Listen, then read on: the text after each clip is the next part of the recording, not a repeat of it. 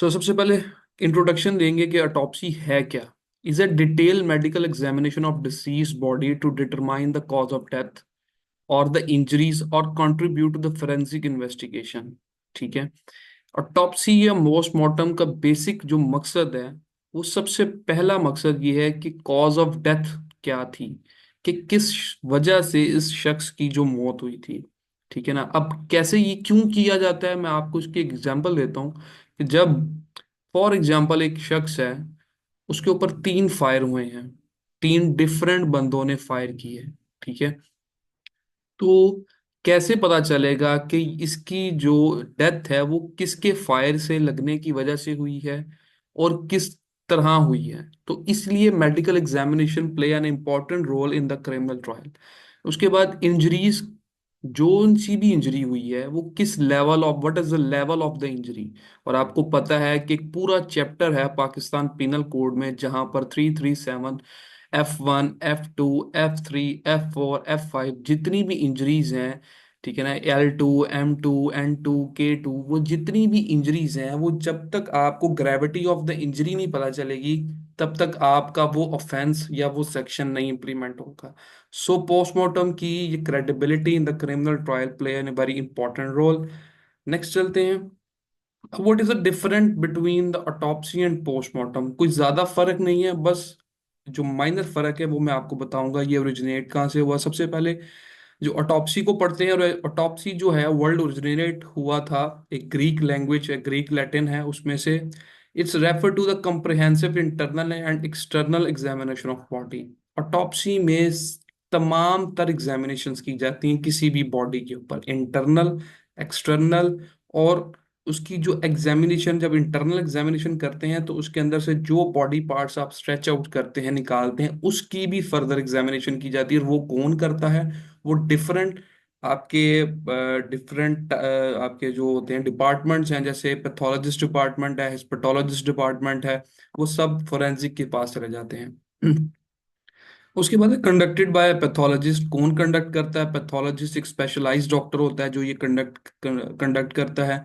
उसके बाद involve dissection to inspect internal organs and gather biological samples. अच्छा, इसमें क्या होता है कि आपने ना सिर्फ डाइजेस्ट करना है बल्कि उन पार्ट्स को निकालना भी है। निकालने के बाद उनमें से जो जो फ्लूइड, जो भी चीज निकलती है, उसकी भी सैंपलिंग करके आपने फोरेंसिक के लिए भेजनी होती है। उसके बाद है use to determine the exact cause of death. अब क्यों, बार बार वही, कि कॉज ऑफ डेथ क्या थी, किस वजह से हुई। ठीक है ना। एंड द लास्ट वन है कि can be perform for clinical reasons to understand the progress of disease often at the request of families और फॉरेंसिक पर्पस। या कोई ऐसी बीमारी हो जाए जिसका आपको पता ना चल सके, जिसकी आपके पास उसकी कोई मेडिसिन ना हो, तो बहुत सारे जो बाहर के रिसर्च वर्क कर रहे होते हैं वो ऑटोप्सीज करते हैं ऑन द डिफरेंट बॉडीज।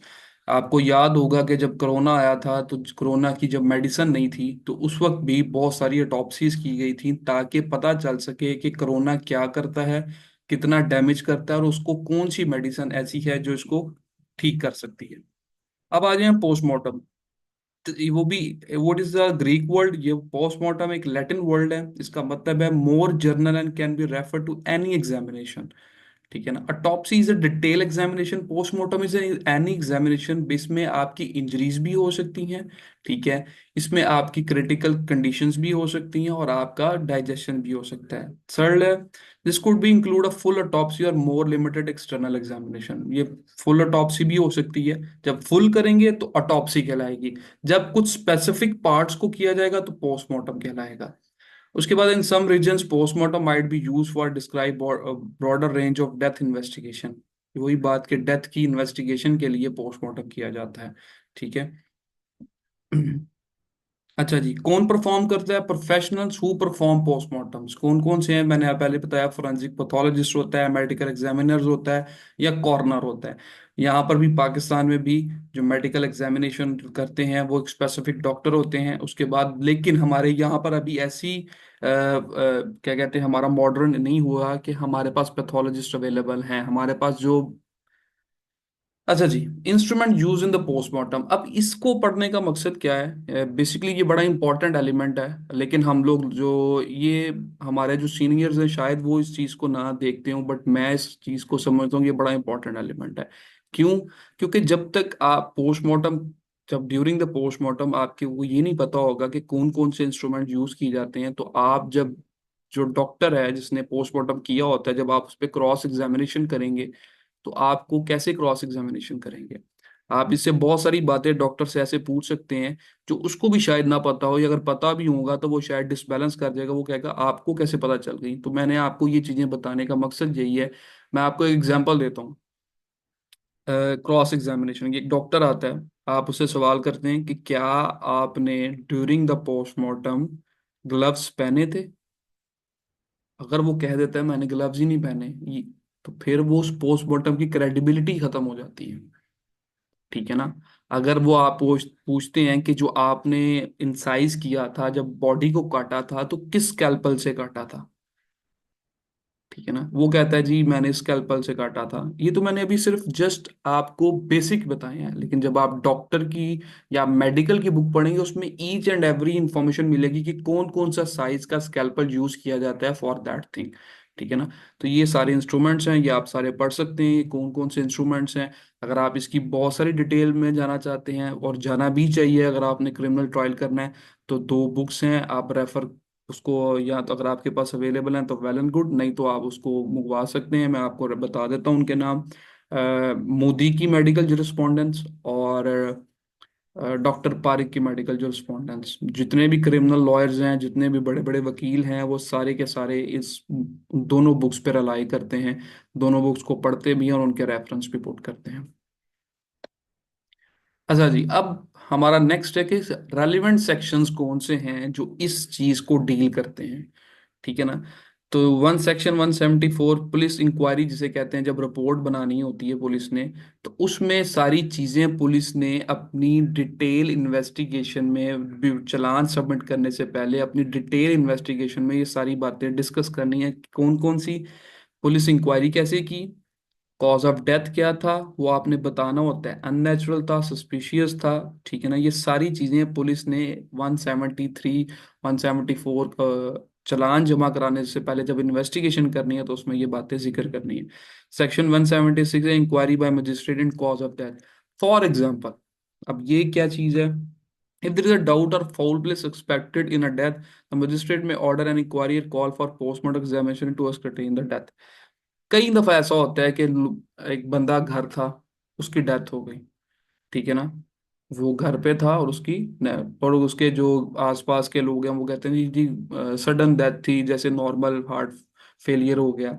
अब उसके रिलेटिव कहते हैं आके कि वो सडन डेथ नहीं थी, सर हमारा बंदा बिल्कुल ठीक था, वो सडन डेथ नहीं थी। तो फिर कैसे वो कहेंगे? फिर कैसे पता चलेगा? तो उसके लिए आपको करवाना पड़ेगा पोस्टमार्टम। तो वो जो जिस बंदे को डाउट हो वो जाके कोर्ट में, मजिस्ट्रेट की कोर्ट में जाके एप्लीकेशन दे सकता है कि सर हमारा जो बंदा है वो सडन डेथ से नहीं मरा, उसके साथ कोई वकूआ हुआ है, कोई पॉइजन दिया गया है, तो आप उस बॉडी का पोस्टमार्टम कंडक्ट कराने का ऑर्डर दिए। ठीक है ना? ये बहुत सारे केसेस में मिलता है। सेक्शन 176 के तहत आप ऑर्डर ले सकते हैं। अगर कोई आपको लगे डेथ सस्पिशियस है तो मजिस्ट्रेट ऑर्डर दे सकता है कि उसका पोस्टमार्टम कराए। फिर पाकिस्तान पीनल कोड है, वही रेफरेंस सेक्शन 302, सेक्शन 304, ये इंडिया का है। हमारा सेक्शन 302 होता है जब भी कत्ल का केस होता है, ठीक है, आपकी जो पोस्टमार्टम रिपोर्ट बनती है वो आपकी उन केसेस में बनती है। फिर आगे human organs and tissue transplantation act है 2010 का, जिसमें ये सारी बातें डिटेल में डिस्कस की गई हैं। उसके बाद है पंजाब अनॉटमी एक्ट है 2012। अगर आपके केस में कोई अनॉटमी की रिपोर्ट आए और अगर आप समझते हैं कि मैंने उस पर क्रॉस एग्जामिनेशन करना है, तो पंजाब अनॉटमी एक्ट 2012 को आप डिस्कस कर सकते हैं। अच्छा जी, अब है जी main element, what is the consent for the postmortem. कि सर क्या पोस्टमार्टम के लिए कंसेंट होना जरूरी है या नहीं है? ठीक है। In Pakistan specially in non criminal cases the consent of deceased family और legal heir is often sought before conducting the postmortem. ठीक है ना? अब आपके ये सामने है कि अगर कोई नॉन क्रिमिनल केस हो, ठीक है ना, तो उसमें आपको क्या करना पड़ता है? आपको इजाजत लेनी पड़ती है कोर्ट से कि हम पोस्टमार्टम कंडक्ट कर सकते हैं। ठीक है ना? और हाँ, अगर कोई ऐसा केस आ जाए जहां पर उस जो बहुत सारी ऐसी फैमिलीज मैंने देखे हैं, कई दफा केसेस में देखी हैं, वो कहती हैं जी हमने पोस्टमार्टम नहीं कराना, हमें कोई जरूरत ही नहीं है। ठीक है, अगर वो कह दें तो भी माना जा सकता है। और अगर ऑपोजिट, उनके ऑपोजिट कोई बंदा आके कोर्ट में एप्लीकेशन दे दे कि मैं चाहता हूँ पोस्टमार्टम हो, तो मजिस्ट्रेट के पास पूरी पावर है, वो विदाउट द परमिशन भी ऑर्डर दे सकता है। अगर उसको कोई केस में कुछ सस्पिशियस लगे, कोई ऐसी बात लगे कि ये को बहुत ज्यादा सस्पिशियस है या केस सस्पिशियस है, तो वो भी ऑर्डर दे सकते हैं। बाकी कंसेंट लेना बहुत जरूरी होता है। एक कंसेंट फॉर्म होता है पोस्टमार्टम के नीचे। मैं जब आपको नेक्स्ट सेशन पढ़ाऊंगा तो आपके सामने पोस्टमार्टम रिपोर्ट रखूंगा जो पाकिस्तान में है, तो उसमें एक पूरा फॉर्म बना होता है कि जब जहाँ पर कंसेंट दी जाती है। अच्छा जी, guidelines by the health department, आपकी जो हेल्थ डिपार्टमेंट है उसने भी एसओपीज कंडक्ट किए हुए हैं, आप वो भी एसओपीज पढ़ते हैं और जाके आप पूछ सकते हैं कि व्हाट आर द एसओपीज। वो आप अपनी हेल्थ डिपार्टमेंट के जो आपके डिपार्टमेंट्स हैं, आप उनकी ऑफिशियल वेबसाइट्स पे जाके उनकी जो एसओपीज हैं वो पढ़ सकते हैं। अच्छा जी, इस्लामिक कंसिडरेशन क्या है इसमें? Given the Pakistan is an Islamic country, Islamic jurisprudence influence the approach to postmortems according to Islamic teaching, unnecessary mutilation of the body is discouraged। ठीक है ना? ये नहीं कहा कि इस्लाम ने कि बिल्कुल आप नहीं कर सकते। इस्लाम ने ये जरूर कहा है कि बॉडी को तकलीफ या बहुत ज्यादा एक्सट्रीम, अब क्या होता है, अब कहते हैं जी कई दफा होता है जी बॉडी को दफन कर दिया जाता है, बाद में पार्टियां आके कहती हैं जी हमने तो पोस्टमार्टम कराना है। ठीक है ना? बट इस्लाम इस चीज में कहता है कि अगर बॉडी दफन हो गई है या उसकी बॉडी की अब कोई ऐसी चीज नहीं रही, तो आप पोस्टमार्टम ना करें। या आप अगर ने करवाना भी है तो इतना डिले ना करें कि बॉडी है खराब होने लग जाए, बॉडी को तकलीफ ना दी जाए। However, when required for the legal reasons such as in case of unnatural death or criminal investigation, then it is allowed. अगर कोई ऐसी डेथ है या कोई क्रिमिनल इन्वेस्टिगेशन है, कोई केस है, कोई एफआईआर है, तो इस्लाम भी हमें इस बात की इजाजत देता है कि आप पोस्टमार्टम कराएं ताकि उस बंदे का पता चल सके जिसकी वजह से ये कत्ल हुआ है।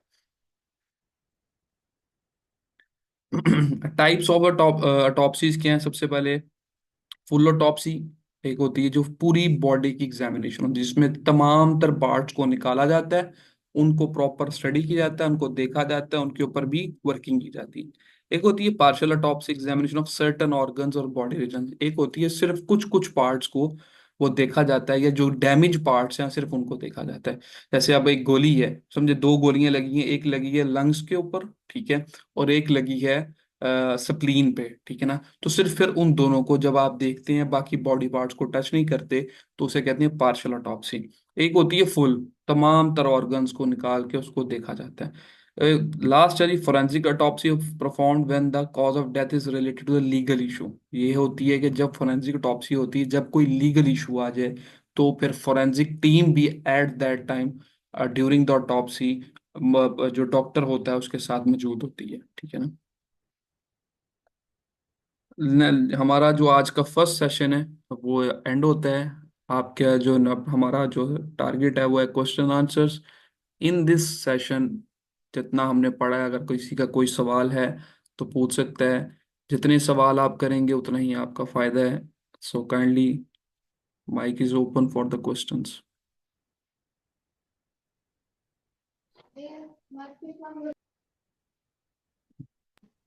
अस्सलाम वालेकुम सर। जी वालेकुम अस्सलाम। सर अगर तो एक बार ऑटोप्सी हो जाती है, लेकिन बहुत सारे केसेस में ऐसा भी होता है कि फिर कोई बॉडी दफन कर लेते हैं और फिर उसके बाद री ऑटोप्सी के लिए उसको वापस निकालते हैं। जी जी। तो फिर वो प्रोसेस भी होता है ऑटोप्सीज का, या उसके लिए फिर कोई अलग प्रोसीजर होता है? लीगैलिटीज क्या होती है उसकी? उसमें सबसे पहले तो आपने कोर्ट से परमिशन लेनी पड़ती है। You have to file the application before the magistrate. ठीक है? फिर एप्लीकेशन के बाद केस को सारा स्टडी किया जाता है। Magistrate at the time of that take arguments from the court, from the different lawyers and from the medical experts. जब वो सारा कुछ ले लेता है और अगर उसको लगे कि इस केस में उस बॉडी की ज़रूरत है या उन पार्ट्स की ज़रूरत है, तो फिर मजिस्ट्रेट ऑर्डर दे सकता है कि आप उस बॉडी को निकालें। फिर एट दैट टाइम कोशिश ये किया जाता है कि फोरेंसिक टीम भी एट द स्पॉट अवेलेबल हो, क्योंकि आप जब बॉडी को निकालते हैं तो उसी टाइम ही आपने अटॉप्सी करनी होती है, उसी टाइम ही आपके फोरेंसिक एक्सपर्ट्स भी चाहिए, उसी टाइम ही आपको सारे चाहिए, क्योंकि 90% तो बॉडीज खराब हो गई होती हैं। ठीक है ना? तो इसीलिए आप पहले यहाँ पर तो होता है कि आप निकाल के टीम को भेज देते हैं, इस्लामाबाद टीम होती है या उनका ऑफिस है लाहौर में या गुजरांवाला में। लेकिन जब आप डेड बॉडी को निकालते हैं कब्र में से, तो उस टाइम आपकी फोरेंसिक टीम भी अवेलेबल होती है, आपके डॉक्टर्स भी अवेलेबल होते हैं, मेडिकल एक्सपर्ट्स भी अवेलेबल होते हैं, जो उसी टाइम ही उस बॉडी के ऊपर ऑटोप्सी परफॉर्म करते हैं। और सर किसी भी ऑटोप्सी रिपोर्ट का आने के लिए कितना टाइम लगता है? मैक्सिमम और मिनिमम कितना टाइम लेते हैं फोरेंसिक्स वाले? एज पर द लॉ अगर देखा जाए तो कोशिश तो यही है, कोर्ट्स ने भी ये मेंशन किया हुआ बहुत सारी जजमेंट्स में, कि जितनी जल्दी हो सके लें, मतलब round about you have to take 20 to 30 days to give the report. But हमारे पाकिस्तान में सिस्टम कुछ ऐसा है कि यहाँ पर 6 6 महीने, 7 7 8 8 महीने गुजर जाते हैं, रिपोर्ट्स नहीं आती। क्यों? क्योंकि फॉरेंसिक टीम नहीं है हमारे पास, सिर्फ 2 से 3 ऑफिस हैं जहाँ पर सिर्फ 5 5 7 7 फॉरेंसिक एक्सपर्ट्स हैं। इसी वजह से टीम और काम बहुत ज़्यादा है, जिसकी वजह से जो 6 6 महीने बाद, 7 7 महीने बाद रिपोर्ट्स आती हैं, जिसकी वजह से जो क्रिमिनल ट्रायल जो हमारा होता है उसमें बहुत सारे मसाइल आ जाते हैं। ठीक है ना? लेकिन as per the 20 to 30 days you have to give report in the written form, ये कानून कहता है। यहाँ पर बस अल्लाह ही हाफिज है चीज़ों का। जी। अस्सलाम वालेकुम सर। जी वालेकुम अस्सलाम। सर ये जो लास्ट टाइप आपने बताई फोरेंसिक ऑटोप्सी, इसको जी। थोड़ा सा और एक्सप्लेन करते हैं, लाइक लीगल इश्यूज क्या मतलब? जी। जी, फोरेंसिक ऑटोप्सी का मतलब ये है, जैसे मैंने अभी ये हमने बताया लास्ट क्वेश्चन, कि जब आपकी फोरेंसिक ऑटोप्सी वो तब होती है कि जब फोरेंसिक एक्सपर्ट्स भी एट स्पॉट अवेलेबल हों, और मेडिकल जो डॉक्टर है जो परफॉर्म करे वो भी एक्सपर्ट्स। ये बहुत सारे कोई कॉम्प्लिकेटेड लीगल इशू हो, जैसे एक बॉडी को दफना दिया गया, उसको फिर बाद में निकाला गया, या फिर कोई बहुत बड़ा कोई केस ऐसा आ जाए, कोई बहुत बड़ा, जहाँ पर फोरेंसिक्स जो टीम है वो भी एट अ स्पॉट आके काम करे। ठीक है ना? दोनों काम इकट्ठे करें, मेडिकल एग्जामिनर्स भी और फोरेंसिक्स भी, तो फिर उसे फोरेंसिक ऑटोप्सी कहा जाता है। ठीक है? पर्पस यही होता है कि डेथ का बताना है कि डेथ किस वजह से हुई, क्यों हुई और कैसे हुई।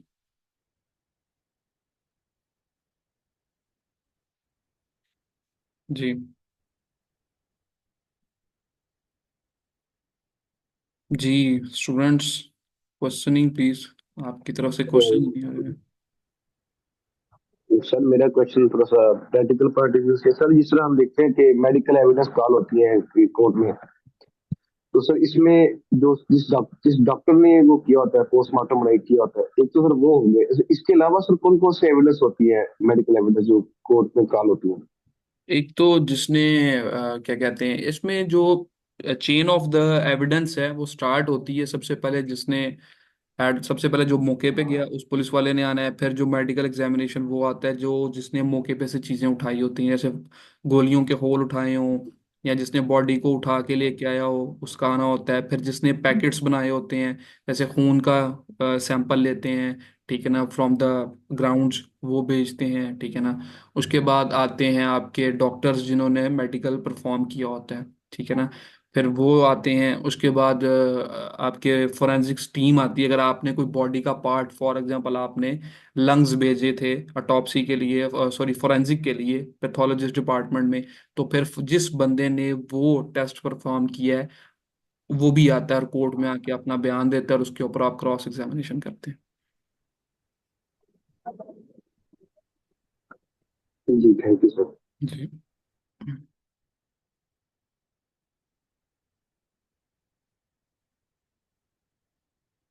बाकी सबको लगता है बहुत ज़्यादा समझ आ रही जी जी सर, मेरा क्वेश्चन बेसिक से है, है। जी तो जी। जनरल भी है एक तरह का।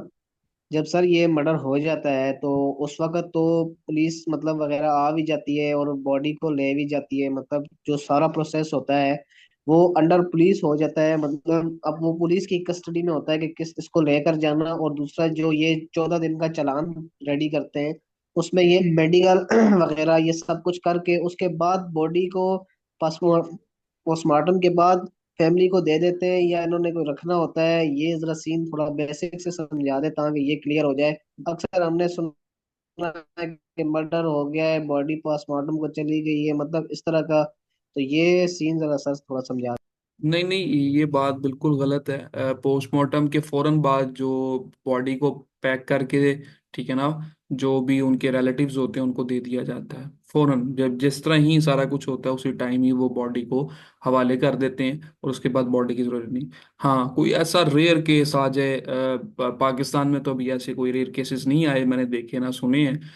एज पर इंडिया में कुछ ऐसे केसेस थे जहां पर बॉडी को रखने के लिए 2-4 दिन का टाइम लिया गया था, वो भी कोर्ट से परमिशन ली गई थी। लेकिन उसके बाद फौरन जो बॉडी है वो आपने जो भी उनके हेयर्स होते हैं, लीगल हेयर्स, उनके हवाले कर देते हैं। उसके बाद वो उसको दफन कर देते हैं।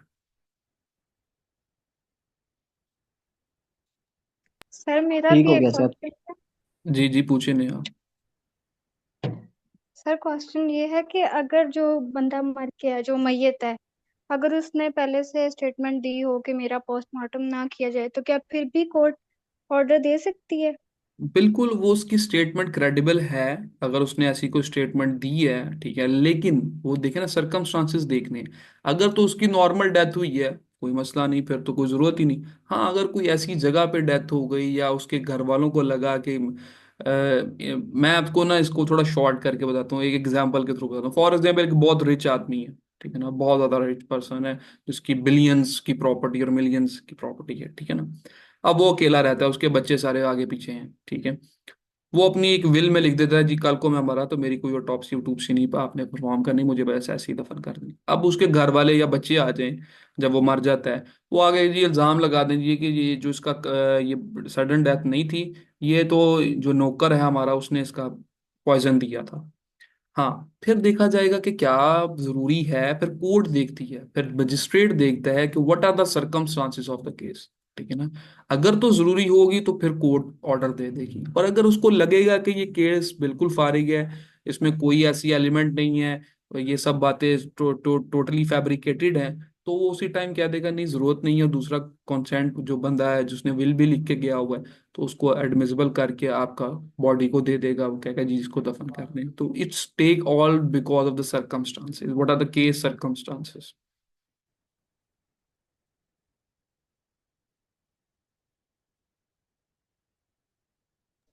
सर अगर तो जो कोई जैसे मर्डर हुआ है या कोई होमिसाइड के दौरान किसी की डेथ हुई है, तो स्टेट उसका पोस्टमार्टम कर सकती है या ऑटोप्सी बगैर उसके वारिसों से परमिशन लिए, या वारिसों से वो परमिशन लेना जरूरी है?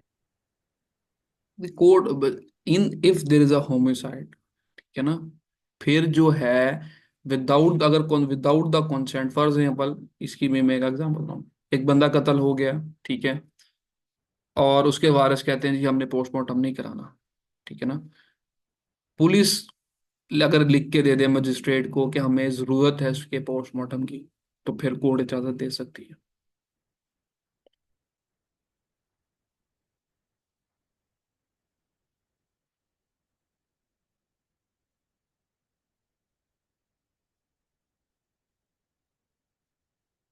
जी, anyone else please, you have just few minutes sir kind, तो प्लीज सर आप। आपकी आवाज।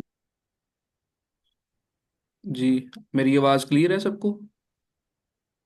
सर अभी तो आ रही है, लेकिन इससे पहले आपने जवाब दिया उसकी आवाज नहीं आई। अच्छा, मैं आपको बता देता हूँ कि फॉर एग्जांपल अगर एक इंसान मर्डर हो जाए, ठीक है, उसके वारिस कहते हैं कि हमने इसका पोस्टमार्टम नहीं कराना, लेकिन अगर पुलिस कह दे, पुलिस अपनी रिपोर्ट में लिखे कि हमें इसके पोस्टमार्टम की जरूरत है, हमें रिक्वायरमेंट है, ठीक है ना, तो अगर मजिस्ट्रेट, बेसिकली ये मजिस्ट्रेट के पास पावर है, मजिस्ट्रेट समझे तो वो इजाजत दे भी सकते हैं, और जब मजिस्ट्रेट समझे तो वो इजाजत को खत्म भी कर सकते हैं, ठीक है ना।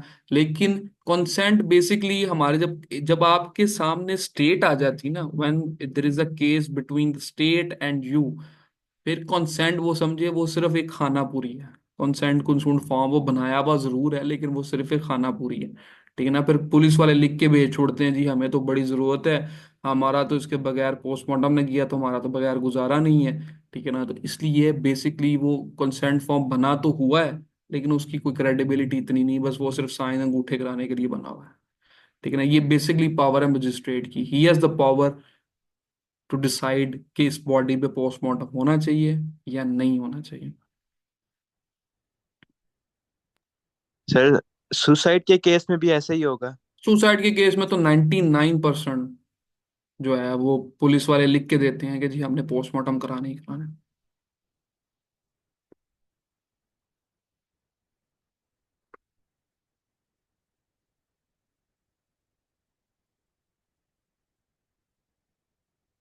जी, कोई रिपीटेड क्वेश्चंस हैं, बाकी सारे लगता है सबको समझ आ रही है। जी आयशा, जी लाइबा, सर किरण,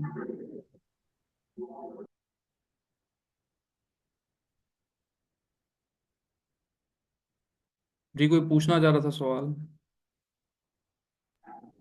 जी सर। सर मेरा क्वेश्चन ये था कि अभी आपने कहा है कि ये मजिस्ट्रेट ऑर्डर करता है, इन केस चालान सबमिट हो चुका है और जो शख्स था वो जख्मी था, मतलब अभी उसकी डेथ नहीं हुई थी। अब अब वो मतलब कि अब उसकी डेथ हो जाती है इन केस, तो सर अब वो सेशन कोर्ट में उसका केस चलेगा।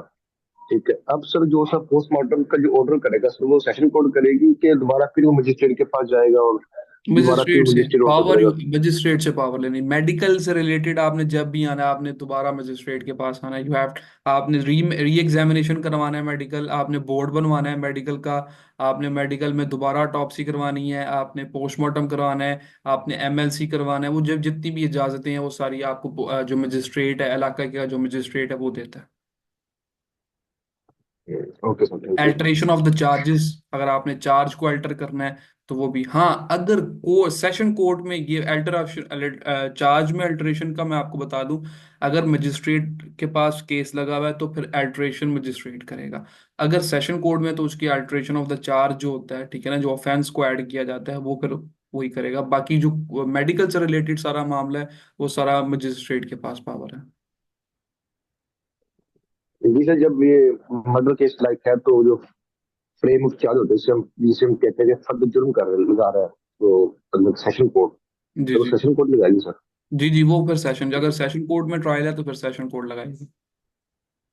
जी sir, thank you. Ji.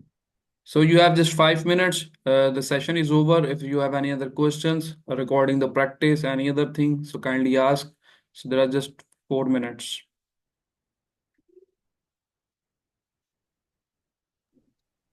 Sir मैं जनरल ये क्वेश्चन कर रहा हूँ out of the course. Sir ये जो रैप वाला मेडिकल होता है, ये भी सिर्फ लाहौर से ही होकर आता है? हमारे पास इधर भी इसका कोई सीन नहीं, तो इसकी भी रिपोर्ट में खास अस्पताल है या जिले में या तहसील में कोई भी सरकारी अस्पताल से इसका करवा सिर्फ सकते हैं? जिले में और तहसील में जो सरकारी अस्पताल है, सिर्फ वो मैं पोस्टमार्टम कर सकता जी, ठीक हो गया सर, हूँ। थैंक जी। यू।